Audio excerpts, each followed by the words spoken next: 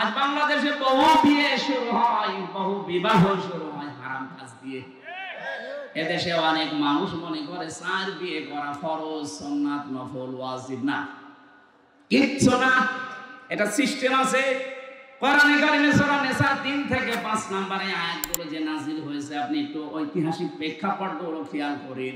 আল্লাহ কেন নাযিল করলেন আয়াতগুলো? বিবাহের ক্ষেত্রে কোন নারীর রূপ সৌন্দর্যের মধ্যতা পেয়ে আপনি ভসালে শুধু একটার পর একটা বিয়ে করে যাবেন না। ইসলাম এই জন্য আপনাকে 4 বিয়ের অনুমতি দেয়নি। বিয়ে করতে পারেন একটাই, এরপরে যদি বিবাহ করতে চান অসহায় সমাজের অসহায় নারী, বিধবা নারী এবং স্বামী পরিত্যক্তা নারী, তালাক প্রাপ্তা এবং স্বামী মারা গেছে বিধবা, অথবা অসহায় নারী, এতিম মা বাবা নেই, এরকম অসহায় মানুষকে বিয়ে করে তাদেরকে সামাজিক মর্যাদা দেওয়ার জন্য আপনি বিয়ে করতে পারেন। 1, 2, 3, 4। অধিকাংশ মানুষ এটাকে নিয়ে 4 বিয়ে করা ফরজ, অথচ ইনসাফ করতে পারে না, খালি বিয়ে করিয়ে যাচ্ছে।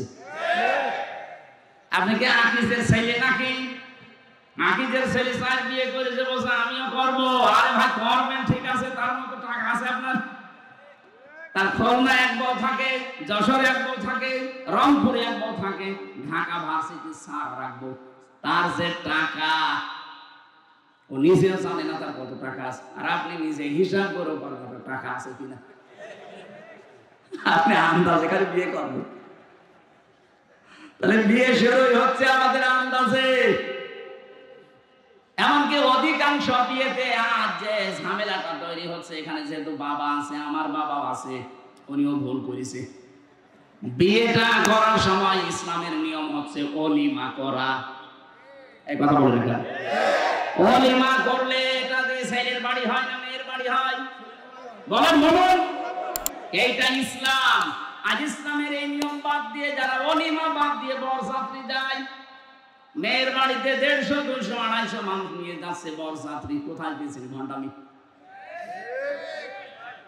আমি মনে হয় মেয়ের বাবা এই জন্য বলছি নাকি?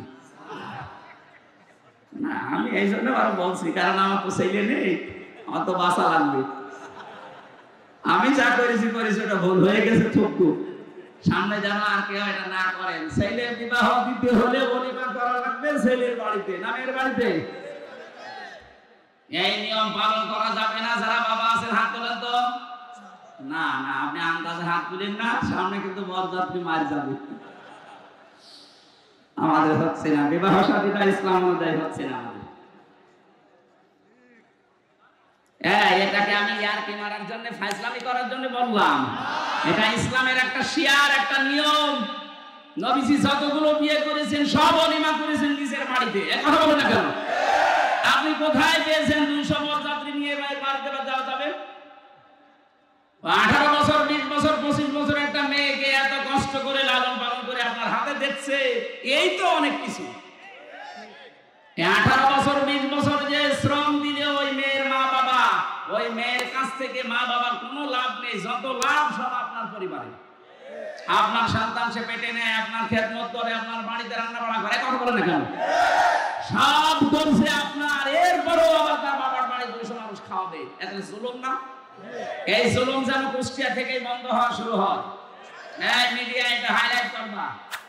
এটা আমার নিজের ছেলে না। আগামী থেকে জেলায় বিয়ে হলে কোন বরযাত্রী চলবে না, ওলিমা করা লাগবে।